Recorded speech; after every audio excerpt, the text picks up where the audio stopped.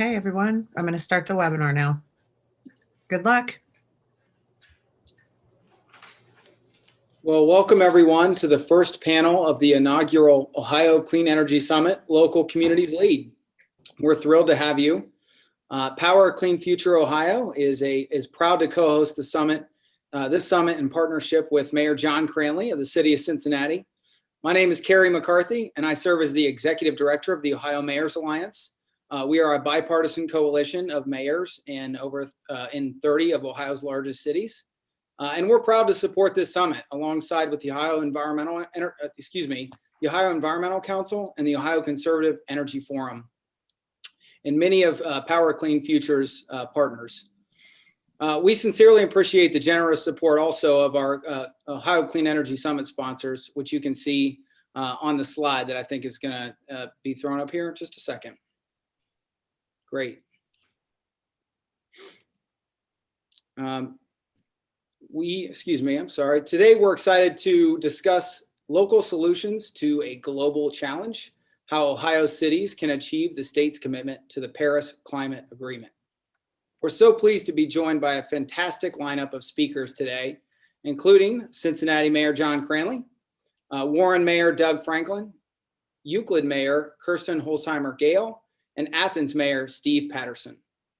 Carla Walker will moderate today's panel. Carla is the president and CEO of Think Big Strategies. She was also the strategic advisor, to former Chief of Staff, former Cincinnati Mayor Mark Mallory. Think big and follow through is Carla's mantra. She has a passion for working on dynamic, game-changing initiatives, and we're excited to have her lead today's conversation. So with that, I'll turn it over to you, Carla. Thanks so much, Kerry, and thank you, Power Clean Future Ohio, the team there for asking me to be a part of this amazing panel conversation and to kick off the event.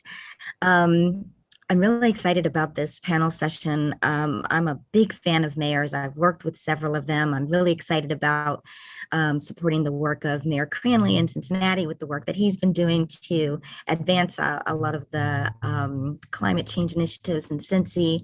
But this is a really exciting opportunity to focus on how Ohio communities have made some meaningful carbon reductions by pursuing cost-effective and science-based clean energy strategies. And I'm so excited to hear the other mayors kind of share what they're doing in their local towns and municipalities.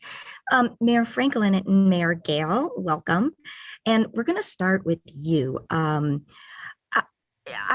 understanding that both of you have just begun your community's clean energy journeys, which I think is fantastic, and congratulations for doing that.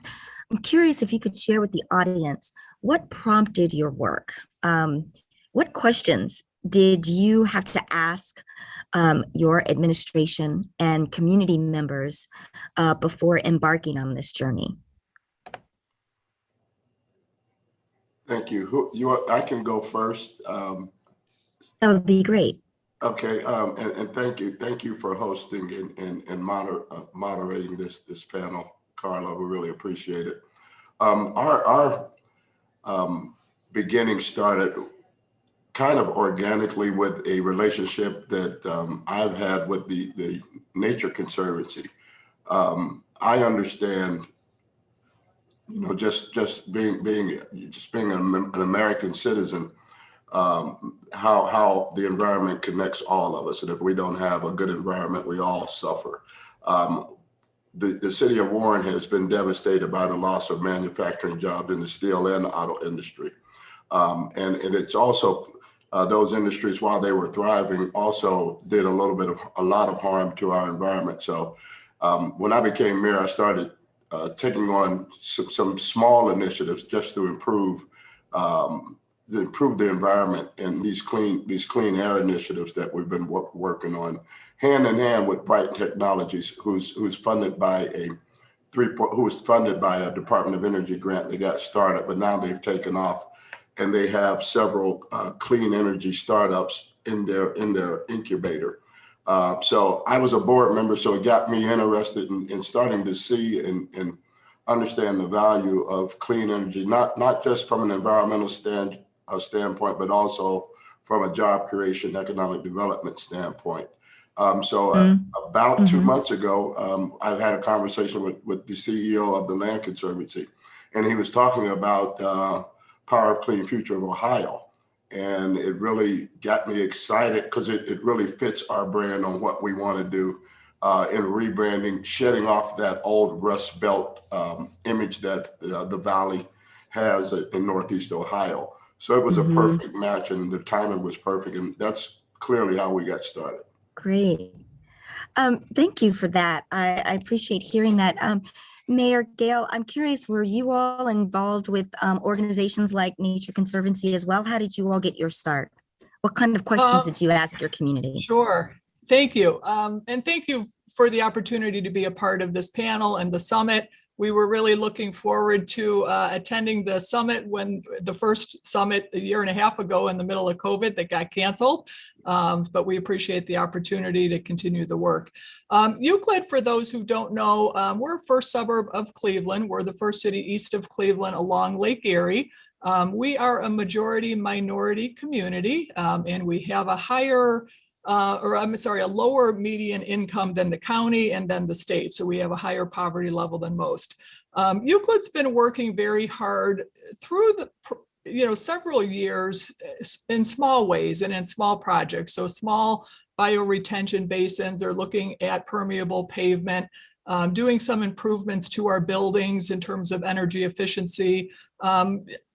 But at the same time, we have some industry in our community, Lincoln Electric, for example, that did a huge wind turbine project. We worked with our library to do some solar panels. But I would say the impetus recently was we have a champion. We have a council member, Christine McIntosh, who when she came on council, really took the reins, created a committee on our city council, dedicated to sustainability, connected us to Joe and his team at Power Clean Future, and really took the lead and really advocated as that we as a city need to be doing more.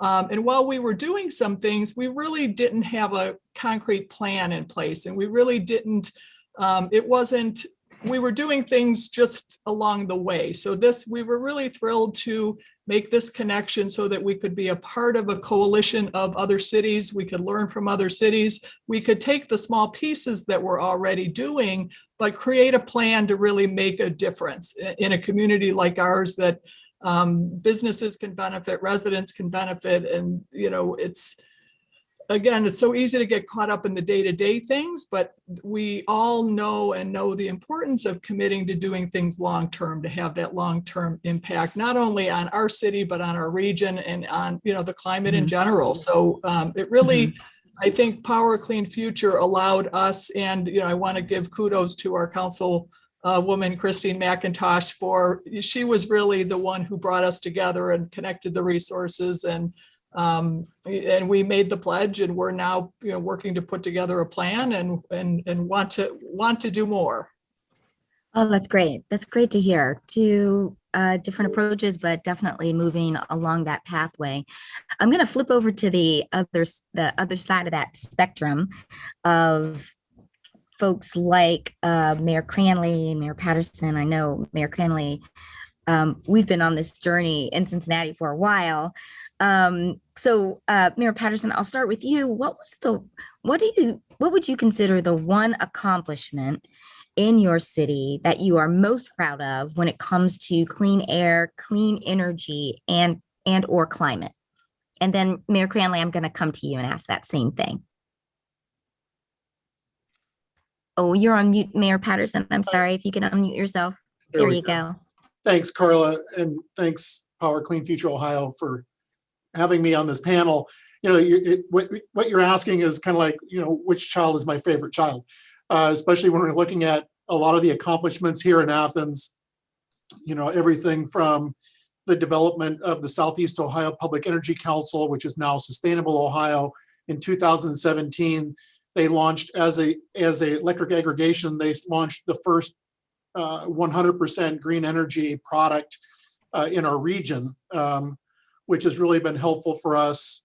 Most recently, we were able to flip the switch on a microgrid project here in the city of Athens, tapping into our water treatment plant's solar array and trickle feeding back into the plant in the evening. But to pick one, I would say that it is probably the carbon fee here in the city of Athens, where in 2018, we put an initiative on the ballot to where we asked the public, asked our citizens to vote on having basically an additional $2 per month put on their bill, which the carbon fee would be used to deploying and building out solar projects on municipal buildings. What's unique about it is it's not just city municipal buildings. Since we're the county seat, it could also be county seat buildings. It could also be the public libraries that are in Athens. So it's been a wonderful venture. It passed by 76% of the electorate here in Athens, which really speaks volumes in my mind to the citizens of Athens and what they find as being important and responsible and being good stewards of our environment and doing the best that we can to reduce our carbon emissions. We're in basically year one of collection of that carbon fee, and it looks like we're on track to have roughly $100,000 coming in annually revenue-wise from the carbon fee, which will help us in terms of building out future solar projects on things like the community center, or our largest consumer, which is putting a solar array down at the wastewater treatment plant here in the city of Athens. So Fantastic. Fantastic. And congratulations. That's awesome. Yeah, Mayor Cranley, I have for you the same question. What's the one accomplishment that you're most proud of when it comes to clean air, clean energy, and climate? Well, thanks, Carla, and thanks for your tremendous leadership in Cincinnati and across the state. And you and I have known each other and worked together for many, many years. And I think we can say we've made some real progress, and there's a lot to be proud of. I also love being with Mayor Doug Franklin and Kirsten Gale from Euclid, of course, and Steve, Mayor of Athens, and of course, co-father, if you will, of the greatest quarterback in the NFL right now at the Cincinnati Bengals, and a great friend. So it's wonderful to be with all three of you again, as we've been together so many times. There's so many things to be proud of. Carla, when you were in Mayor Mallory's office, we really built up the infrastructure of the Office of Environmental Sustainability, which is still going strong.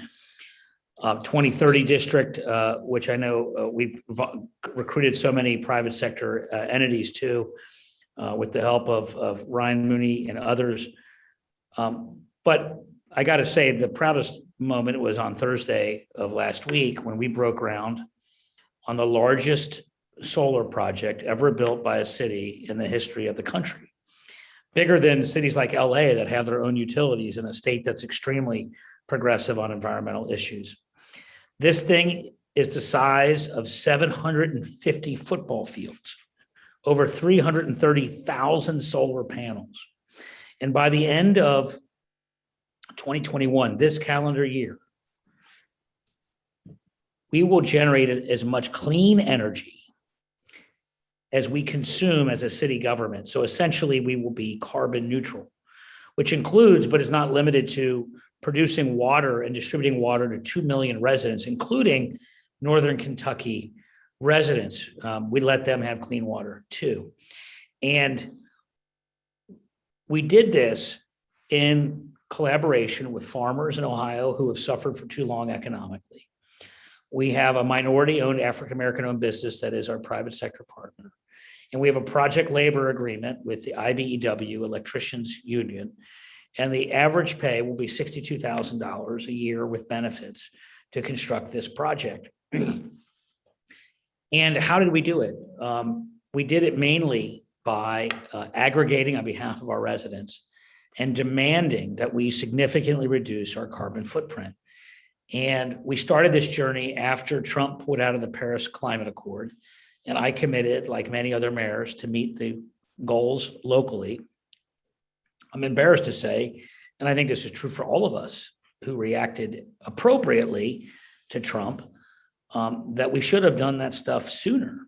You know, it got us all to get off our butts and start doing stuff. And frankly, had we stayed in the Paris Accord, I'm not sure any of us would have gotten off our butts to the extent that we did.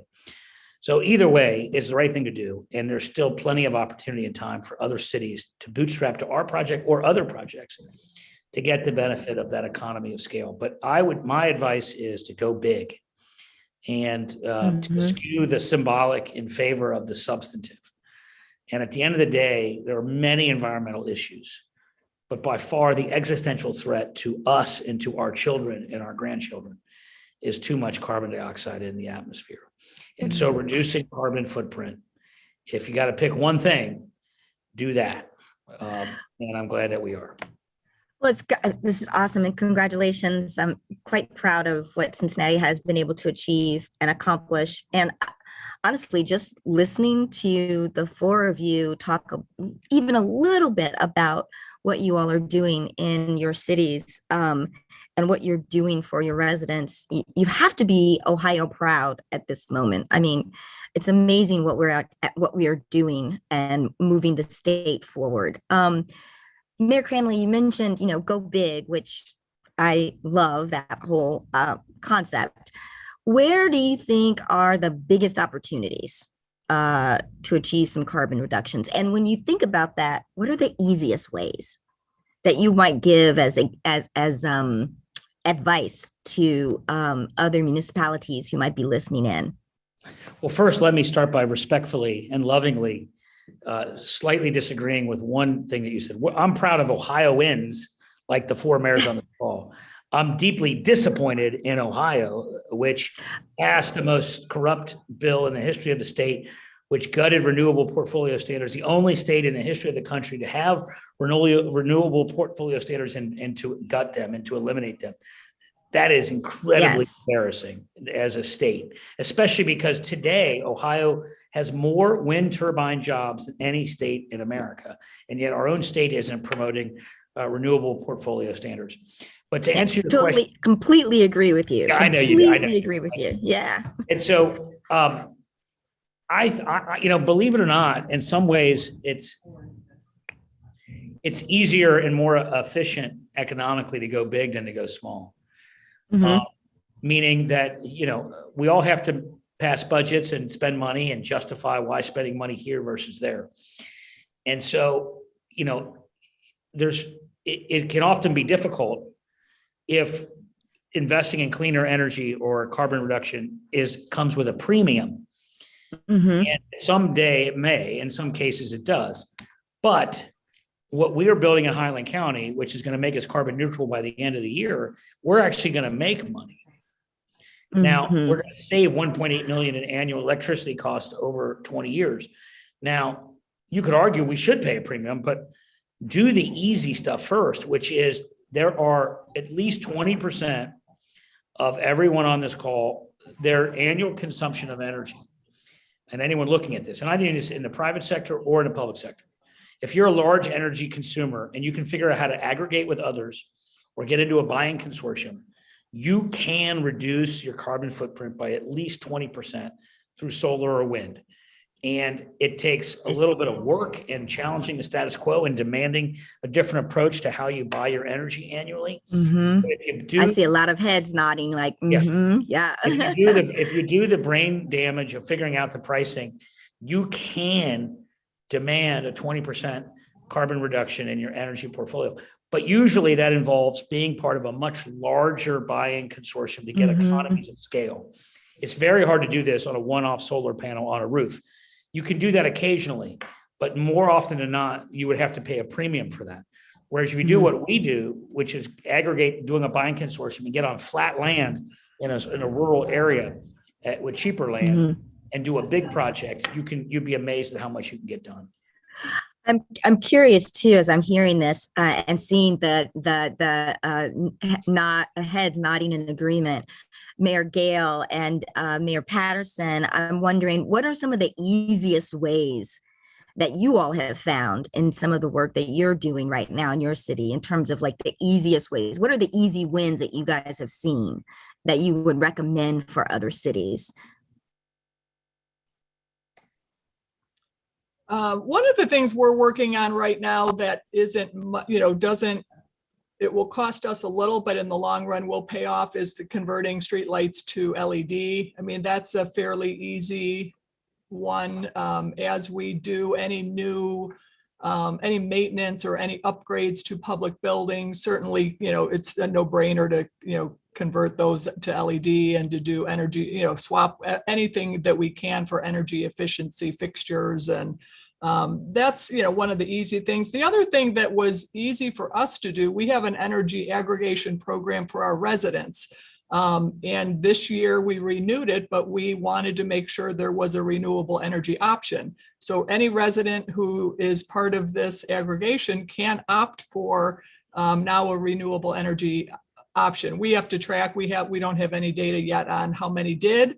And we probably need to do a better job of educating our residents why that's important, but there was very little difference in cost, and it just would allow anybody to, instead of signing up for the typical aggregate, sign up for the renewable aggregate. That was very easy. Gotcha. Mayor Patterson, same question. What are some of the easiest ways you would recommend? Yeah, I mean, and I always look at things in terms of scale. The city of Athens is 24,842. Hopefully it goes a little bit higher, but we'll have to wait and see the census numbers as they roll in. But for us, we're on this mission now, this journey of converting a lot of my fossil fueled vehicles over to electric vehicles. The city of Athens, our code office has 5 vehicles, 3 of which are Nissan Leafs that are electric vehicles, but we're now looking at about 56 of our city's fleet, 56 vehicles. And this year we're thinking of all in one fell swoop. Sure, there's going to be expense, but in the long run with maintenance and the lack thereof, going down this path of having a stronger EV fleet here in Southeast Ohio. Again, there'll be some cost to that.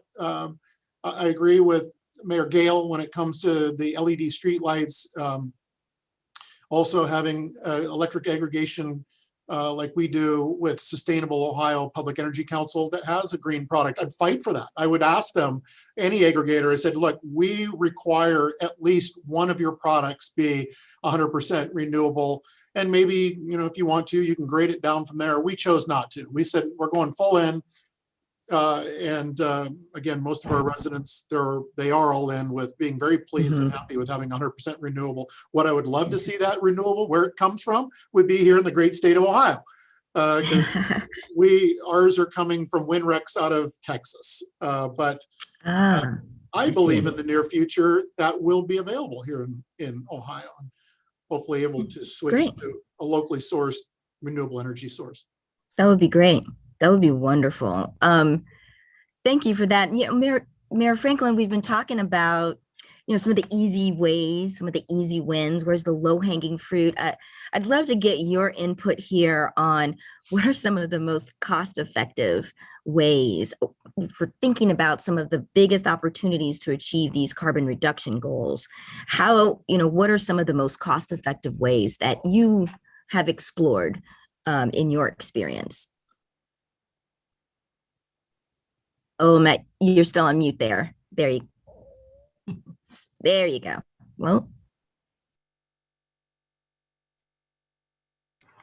there we go. Sure.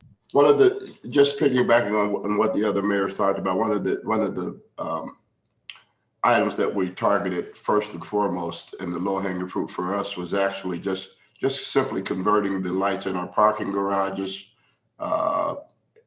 and all of our city buildings to LED. And we did that probably in my first tenure as a mayor. And we're seeing some actual reduction in our utility costs. Not a lot, but significant to keep going with that process.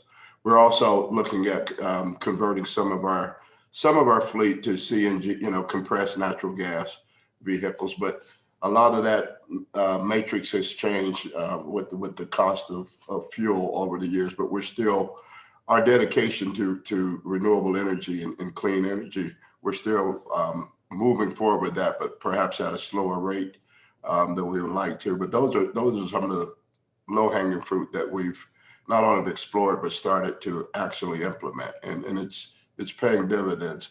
I feel like a student here because if you can see me looking down, I'm writing. As it's we all, and I know Kerry knows this well. We have us mayors have a saying that good mayors borrow, great mayors steal.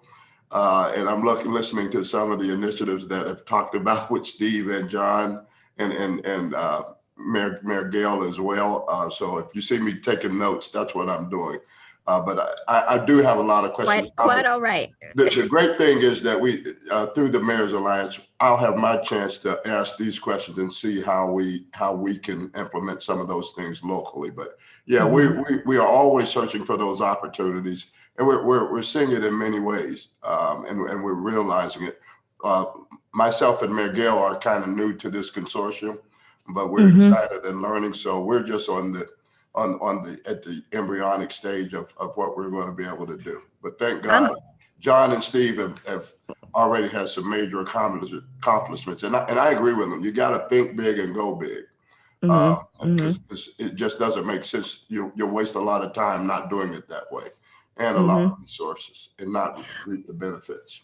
Well, I'm glad to hear you say that, because that's the whole point of this, right? Like we have a number of folks in the audience who are listening to us, and they are either mayors, or they are city managers, or they are sustainable development leaders in their cities. And it's really, really good for them to hear this. I am certain that you are not the only one with pen and paper. I'm right there with you.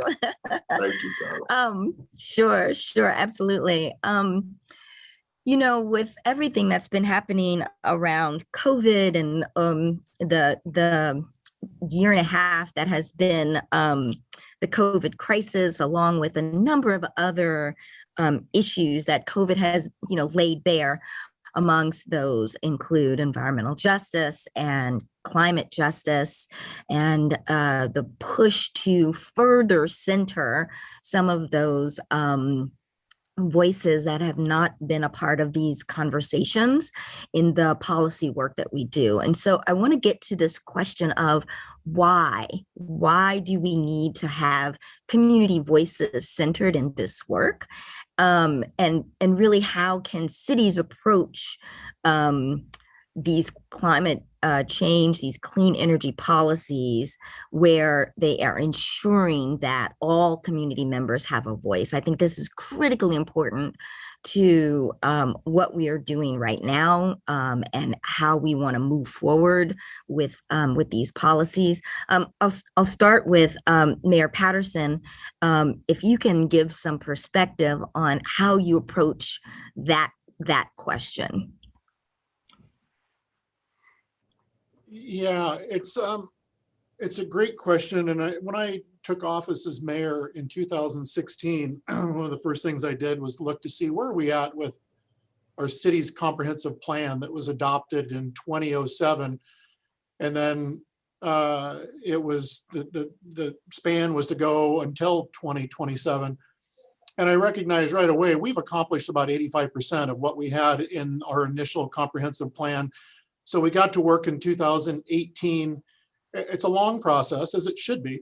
But one of the centerpieces was environment and sustainability, and sitting there thinking, okay, we need to weave this in to where it becomes just normalizing our own vernacular here in Athens when it comes to doing the best that we can for the environment.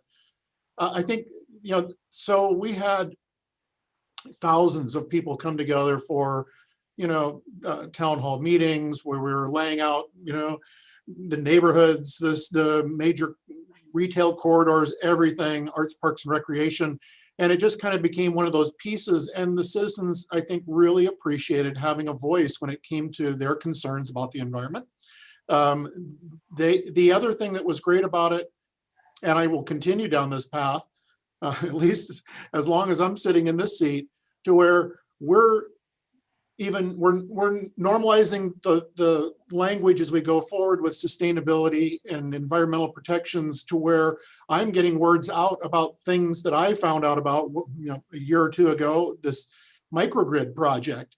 And so by default, we're just doing these things like, I want in. I would love to have a demonstration project that could partially power my water treatment plant during the nighttime when the sun's not shining, coming off my solar array through a battery system and back into the plant.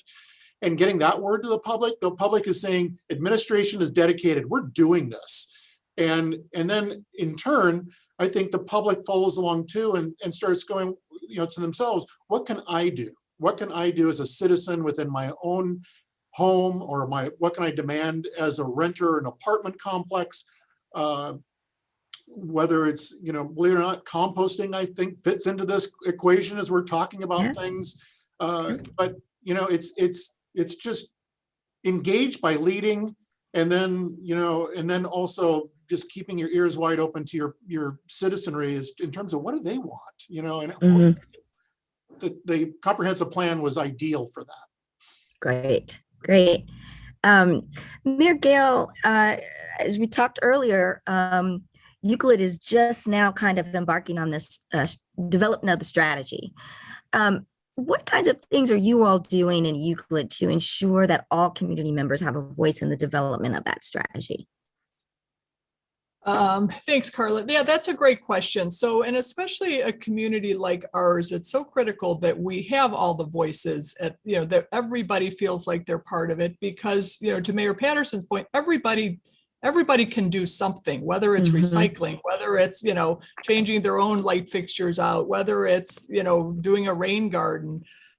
There's so many things, and, we've done little pieces in an ad hoc basis. And so what prompted us really actually to sign the Power Clean Future, and when we signed up to come to the original summit, we actually started getting letters and cards from our residents saying, we have this great lakefront project. We're working on opening up public access to Lake Erie with the 3/4 mile trail.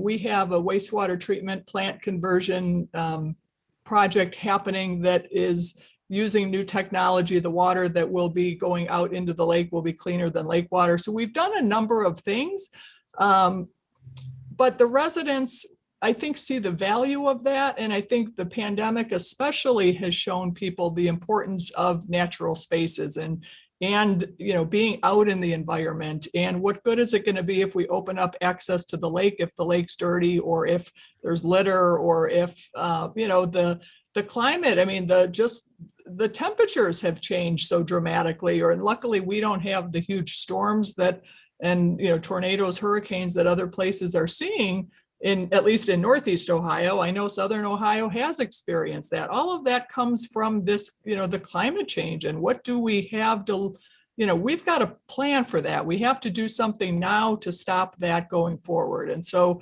we're trying very hard to engage our residents in a number of different ways. And sometimes that's just about litter pickup and recycling. Other times it's, hey, here's opportunities to do solar panels on your roof, or connect them to different building strategies. So, we're trying on a number of different fronts, but it's important, I think, for every resident to know they can do something, even if it's a little, even if it's a small step, that all of those together make a big difference.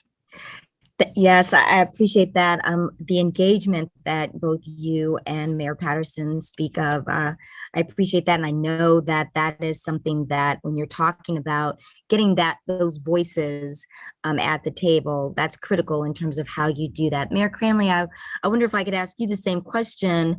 In Cincy, we've done the 2008 Green Cincinnati plan to get us all started. I remember you being in council at that point, if I'm not mistaken, but you've been on this journey ever since the city started. And I wonder, as we begin to embark on the next iteration of the plan, how do you see the city ensuring that all voices are included in that planning? Thank you. A couple things that I think have worked out well for us in advancing equity. One is that during the pandemic, we announced that we would forgive all water bills for people who were economically, hurt by the economic shutdowns, loss of work, et cetera. And in large part, because we have home rule, we're able to do that. And it's provided millions of dollars in direct relief to people who are living hand to mouth. May have kept some people in their homes because they could prioritize their rent instead of water for that month. The second major thing I think about over the years is the amount of work that we've done to try to remove lead paint from homes and to replace lead paint or lead-based service lines, which takes time. And it's generally safe as long as you have the right chemicals. But in homes in particular, environmental injustice has been around the brain damage that comes from kids who forage on paint chips in their homes.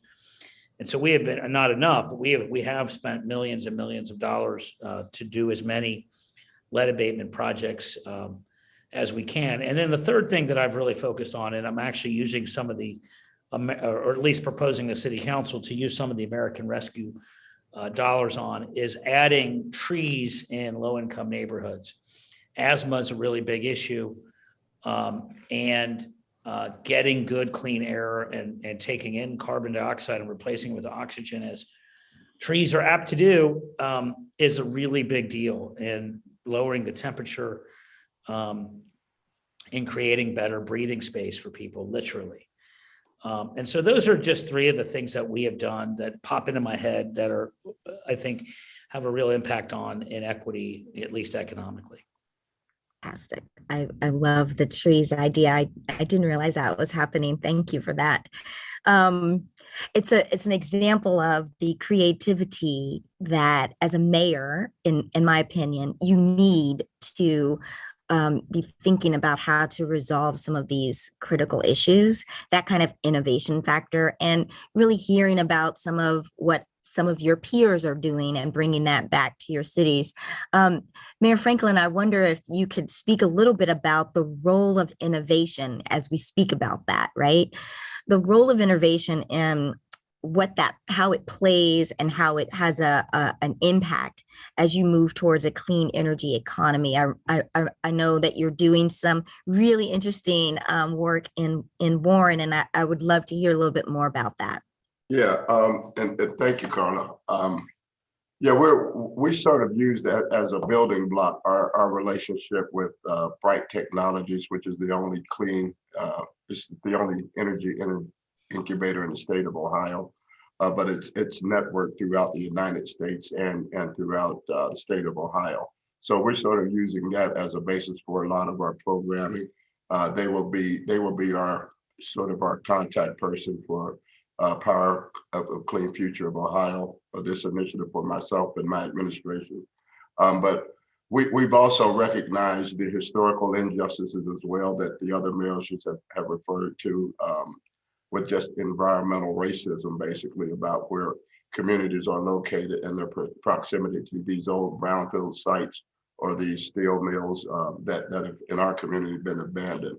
So we sort of built on that, and we have a natural. I think we have a natural advantage in that because we're a smaller community, about 42,000 people, but because we're so small, we interact in our parks quite frequently. So we're using our engagement and our contract with the Nature Conservancy to use public space in a more creative, health-friendly or user-friendly way that promotes health initiatives, and we're very proud of that. And I think the mayor said it best. COVID has sort of brought all of these issues to the forefront and made us really recognize and understand the value of these public spaces when we're all locked in for so long. So we're getting a lot of natural buy-in and engagement with our public just because now they're allowed to come out of their houses and they can see some of the work and some of the things we're doing along the shores of our river that runs almost through our downtown and through our parks. And these were once sites, and this river was once a site that sort of fueled our economy, but it also dirtied up the river and took all the life out of the river.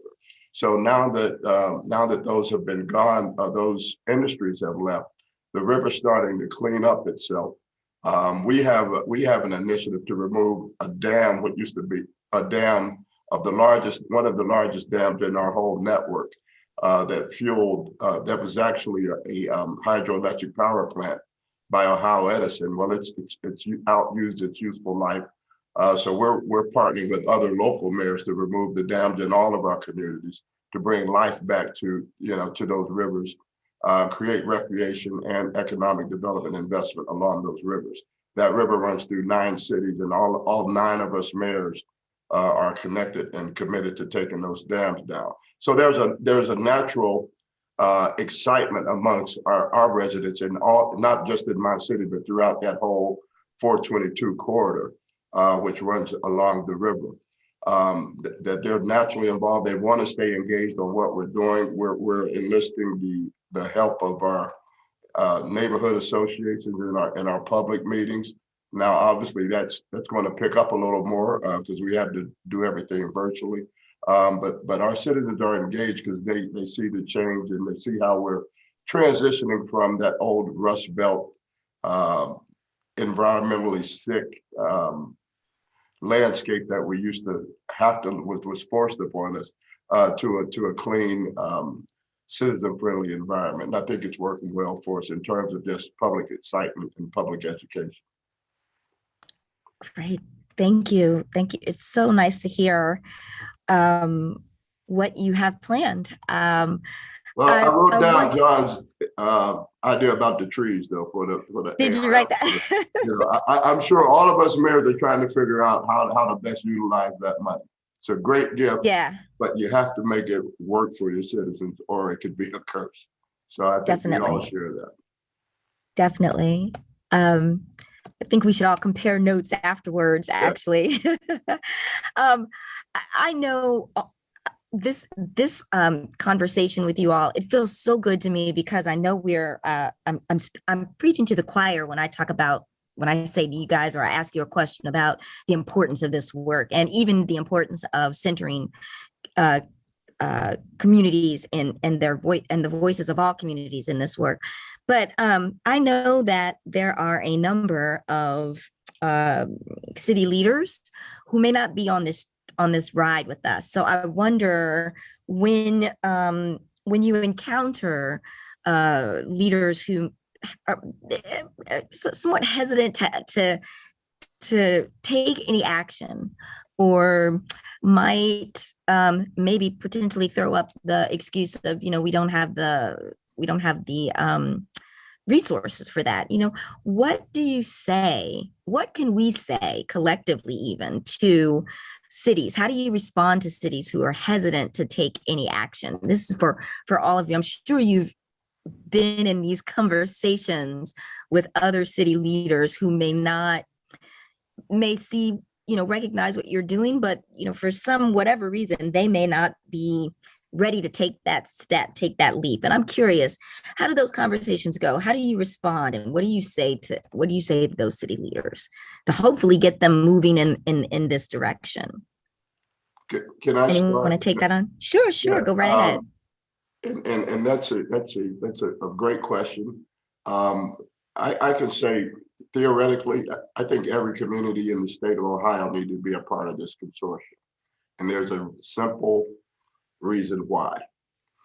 The environment doesn't know political boundaries. They don't know where this city stops and this community begins. So we're all connected by our environment, and we have a common need and a common responsibility to protect all of our citizens.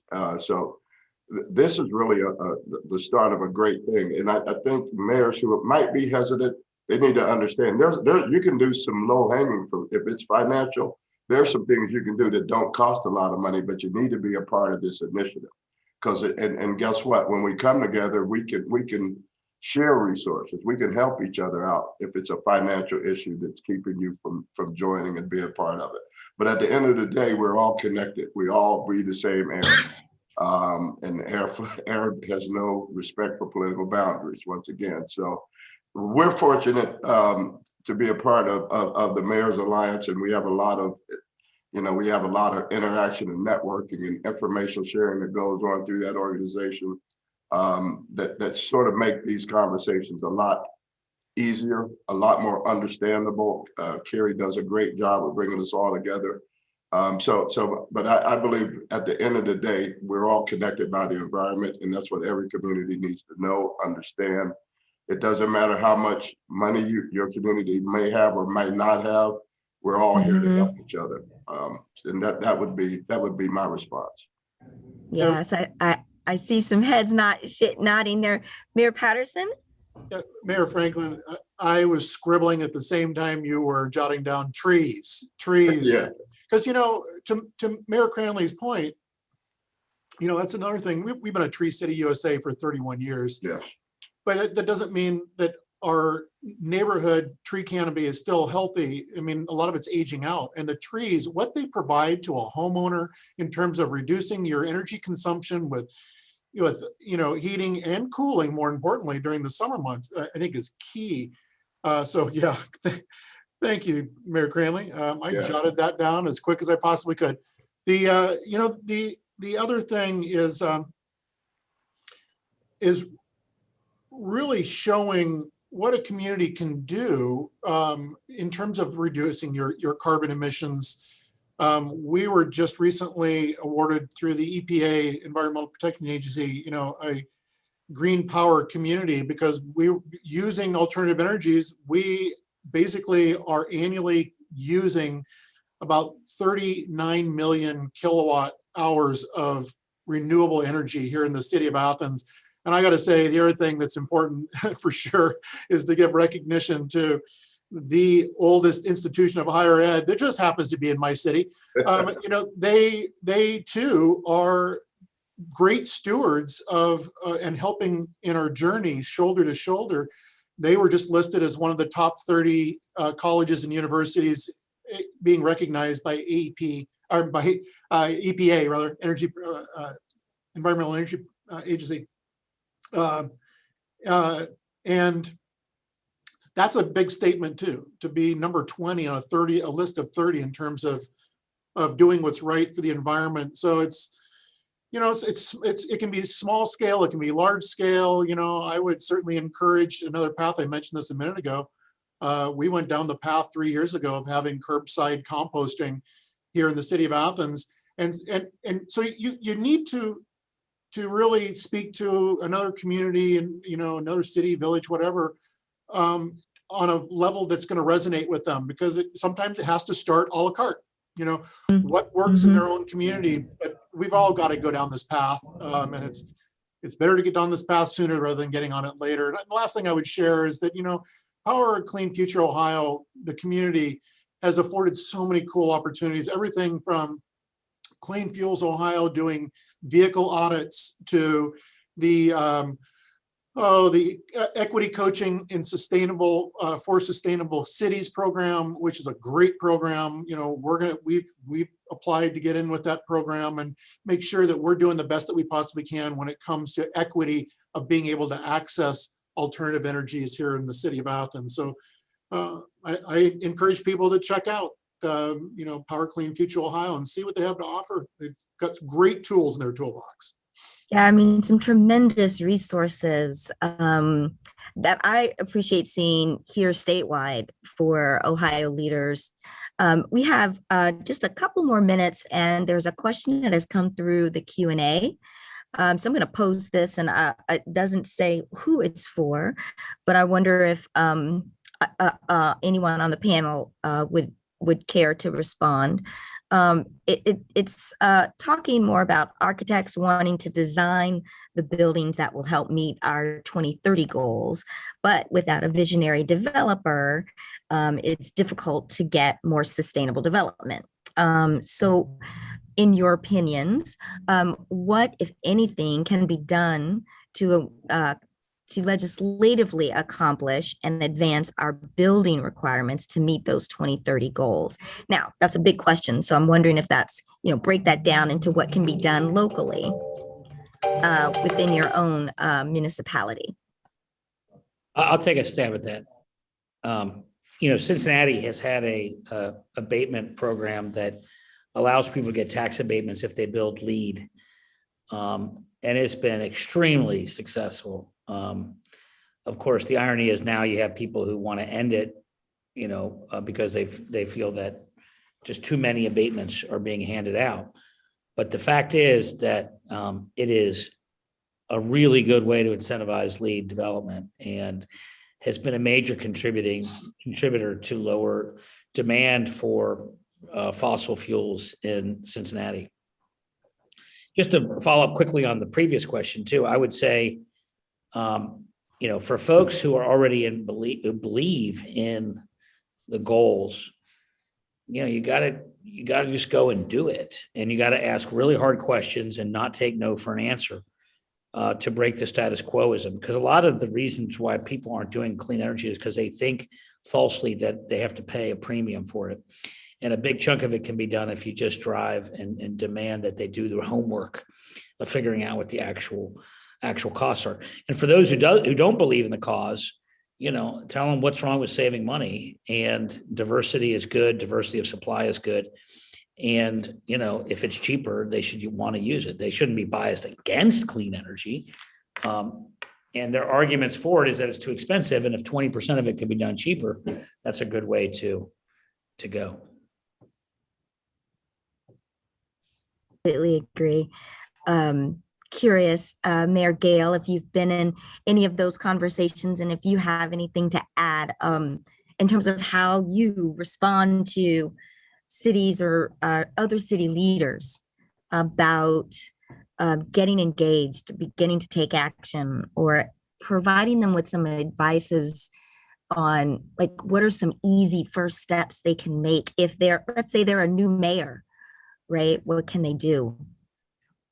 So, the thing that came to my mind with the question and, those who aren't on board, I think everyone who's a mayor or everyone who runs for city council wants to improve their city, right? And so there's lots of things we do to improve our city today, but we want to make sure our city and our region and our, is good long-term. And so you can't just look at today. You have to look at the long-term. You have to look at what's going to impact my city and the quality of life for Euclid residents in 10 years and 20 years. And so, we don't have the luxury of just looking at today. If we're truly city leaders and if we truly care about our community, we have to think long-term as well. And so that's where, all of the sustainability issues come in. The biggest thing I think we can do is educate people and talk about the benefits and talk about the true cost and talk about the innovation. And, do you want to be a mayor of, stuck in the past, or do you want to be a mayor who's progressive and, future thinking and innovative? And I think we all want that. We all want what's best for our communities long term. And so what do we put in place today that will be, adding that benefit from years to come? And so when you think about building standards and you think about LEED certification, we can start by, demonstrating that ourselves and getting our businesses as they're expanding, making sure they're aware of resources. We're a big one to work with partnerships. We're not doing it all ourselves, but we're trying to find whoever can help us do it and work together with them. So the Office of Sustainability for Cuyahoga County, Empower a Clean Future, and our, Lincoln Electric, who wanted to build a turbine because we, want to demonstrate to our community and the industries in Euclid that there's a future here and that we're interested in being on the forward, end of that. And then another industry, SOPCO, came along after and worked with Case Western Reserve and said, let's do turbines so that we can test parts, and hopefully manufacturers can work with the engineers at Case and develop, how do we build that industry here in Northeast Ohio that not only adds, brings the sustainable energy, but creates jobs and helps our residents who need jobs and, have a bigger impact than that. So I don't know. Sorry. I don't know if that answered your question. No, I got off on a tangent there. That's great. And I'm like, I'm totally into everything you're saying. I mean, the word partnership is so important, I think.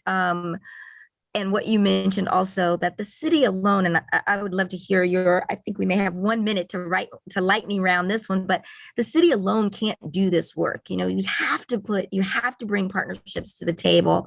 And I know that there are partnerships that each of your cities have, mentioned while we've been talking. But when you break this down to the resident, and the resident says, I think Mayor Patterson, you mentioned this earlier, what can I do? I'm just curious, real quick, because this is our last question, and really quickly from each of you, would you suggest, what advice would you give a resident, real quick, one sentence, what advice would you give your residents on how to engage at the local level and with your local government on these issues? We'll go with Mayor Cranley first, and then I'll pop it over to Mayor Franklin. Mayor Cranley? I think citizens should ask explicitly, how is the city going to reduce carbon footprint? How can I as a resident participate in that?